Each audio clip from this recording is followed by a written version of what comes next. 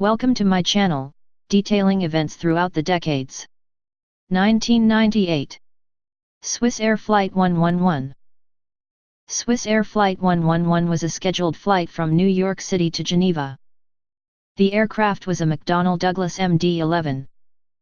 Many of the passengers on board Flight 111 were UN workers returning to the organization's headquarters. It was around 8:17 in the evening of September 2, 1998, when the aircraft took off from John F. Kennedy International Airport.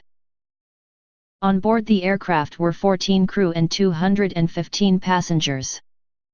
It was less than an hour into the flight that a strange smell was detected in the cockpit.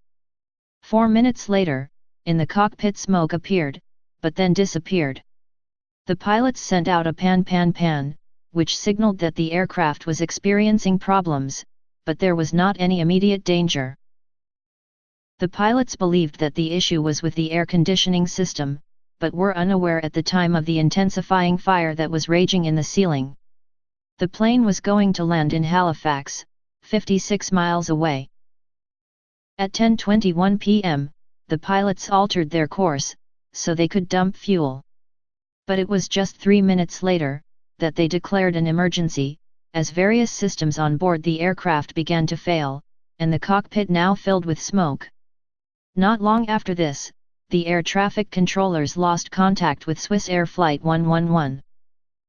The aircraft hit the water at roughly 10:31 p.m., and broke apart on impact. At the time of the impact, several local boats were in the area, and saw what had happened. They immediately went to the scene of the crash to attempt a rescue.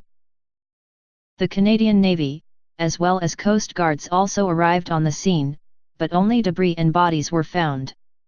There were no survivors of the crash. The aircraft's flight recorder and cockpit voice recorder were recovered, but it was found that both of these had stopped recording 6 minutes before the aircraft crashed, when the electrical power failed. 98% of the aircraft was recovered from the water. The cargo on board the aircraft also included valuable diamonds and jewelry, as well as Picasso's painting. Only a small piece of this was recovered. An investigation was launched as to what had caused the crash of Flight 111. In 2003, it was announced that the crash was a result of faulty wiring that had ignited the flammable insulation above the cockpit. The report did not say what part of the electrical wiring had been at fault, but a newly installed entertainment system was believed to have played a role in the fire. The in-flight entertainment system was the first of its kind on board the plane, which allowed first and business class passengers to browse the web and select their own movies and games.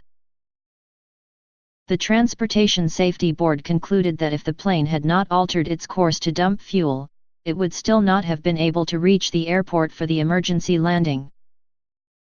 The Transportation Safety Board made several recommendations relating to the materials used on aircrafts, the electrical systems and flight data capture.